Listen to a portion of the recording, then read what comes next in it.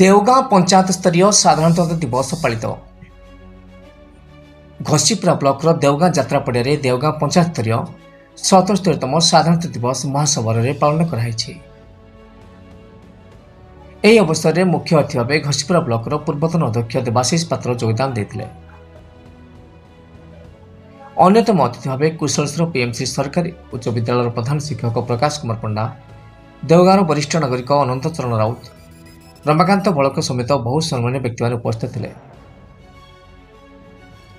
देवगां पंचायत सरपंच सत्यरंजन भूया सभापति अनुष्ठित होता यह कार्यक्रम।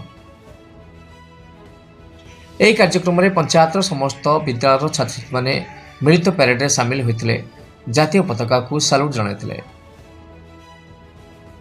यह कार्यक्रम में मुख्य अतिथि भाव श्रीयुक्त पात्र छात्र छात्री मानू साधारणतंत्र दिवस महत्व विषय आलोकपात करते। शेष में विभिन्न विद्यालय छात्र छात्री द्वारा रंगारंग सांस्कृतिक कार्यक्रम अनुष्ठित होता एवं विभिन्न क्षेत्र में कृतित्व हासिल करथिबा छात्र छात्री मानू मुख्य अतिथि पुरस्कृत करथिले। यह कार्यक्रम में समस्त विद्यालय शिक्षक शिक्षयित्री एवं अभिभावक माने उपस्थित थे। घसीपुरा जगबंधु पंडा रिपोर्ट।